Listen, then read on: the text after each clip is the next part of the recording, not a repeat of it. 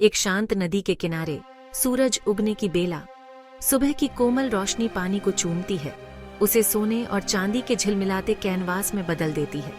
एक छोटी सी नाव नदी की लय के साथ धीरे धीरे बहती हुई, उसमें बैठी है एक युवा लड़की।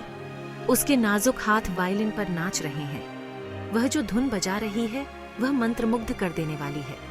हवा को एक मीठे उदासी भरे स्वर से भर रही है, जो बहते पानी की आवाज के साथ घुल मिल जाता है।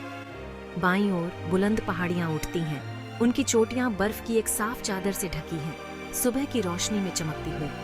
अचानक एक चमकीला हरा तोता आसमान से झपट्टा मारता है, संगीत से आकर्षित होकर। वह पास में बैठ जाता है और लड़की के गीत की नकल करने लगता है। जैसे ही कोई संकेत मिला हो, और भी पक्षी शामिल हो जाते हैं। उनकी मधुर चहचहाट एक सिम्फनी बनाती है, जो वायलिन की सताती धुन को पूरा करती है। जैसे ही लगता है कि यह क्षण और अधिक जादुई नहीं हो सकता, एक डॉल्फिन पानी से बाहर कूदती है। वह नाव के पास चंचलता से छींटे उड़ाती है।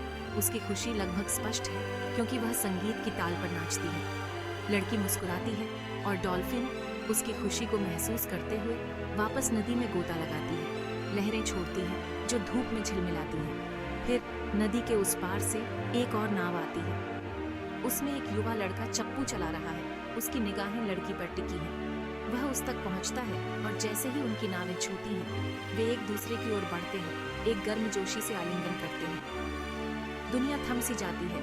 नदी, पहाड़ियां, पक्षी और यहाँ तक कि डॉल्फिन भी, सभी इस खूबसूरत जुड़ाव के गवाह हैं। उस क्षणभंगुर पल में यह स्पष्ट है, प्रेम, प्रकृति और संगीत ने मिलकर एक कालातीत सिम्फनी बनाई है। तो अगली बार जब आप दुनिया का बोझ महसूस करें, तो इस दृश्य को याद रखें। कभी कभी सबसे खूबसूरत क्षण तब आते हैं जब आप कम से कम उनकी उम्मीद करते हैं, और हमारे जीवन में जादू लाने के लिए बस एक ही स्वर काफी होता है।